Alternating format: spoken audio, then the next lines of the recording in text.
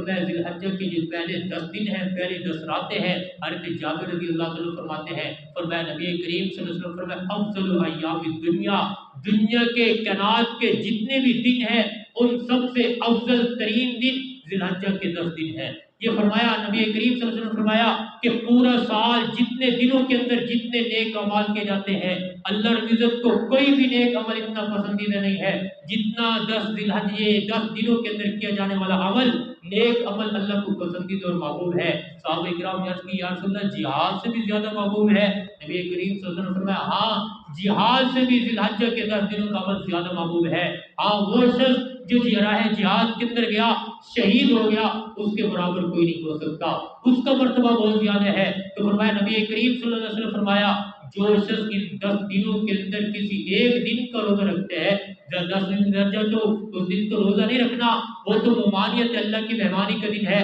ان 9 دنوں کے اندر کوئی ایک دن کا روزہ رکھتے ہیں، نبی کریم صلی اللہ علیہ وسلم فرمایا کہ اس کو 1 سال کے روزوں کا اللہ رب العزت ثواب عطا فرماتے ہیں۔ فرمایا جو شخص 9 ذی الحجہ کا روزہ رکھتے ہیں، نبی کریم صلی اللہ علیہ وسلم فرمایا اللہ رب العزت اس کے پچھلے سال کے گناہوں کو بھی معاف کر دیتے ہیں، آئندہ آنے والے سال کے گناہوں کو بھی معاف فرما دیتے ہیں۔ تو اس کی علیحدہ بہت بڑی فضیلت ہے۔ نبی کریم صلی اللہ علیہ وسلم فرمایا کہ اگر کوئی شخص ان 10 راتوں کے اندر کسی ایک رات کے اندر عبادت کرتے ہیں، وہ ایسا ہے کہ جیسے شب قدر کے اندر عبادت کر رہے ہیں، لیلۃ القدر کے اندر عبادت کر رہے ہیں۔ اس لیے بڑے مبارک دن ہیں، بڑی مبارک راتیں ہیں۔ ان دنوں کے اندر کوشش کریں کہ چلتے پھرتے اٹھتے بیٹھتے یہ اللہ کی بڑائی بیان کرنے کے دن ہے، اللہ کی بڑائی بیان کرتے رہیں، نماز کی پابندی کریں اور اپنے آپ کو گناہوں سے بچائیں، کچھ تلاوت قرآن پاک کا اہتمام کریں، ایک رات کسی نہ کسی رات کے اندر ہر رات کے اندر کچھ نہ کچھ تلاوت کلام پاک کریں، ذکر کریں، تاکہ یہ فضیلت والی رات کی فضیلت ہمیں حاصل ہو جائے۔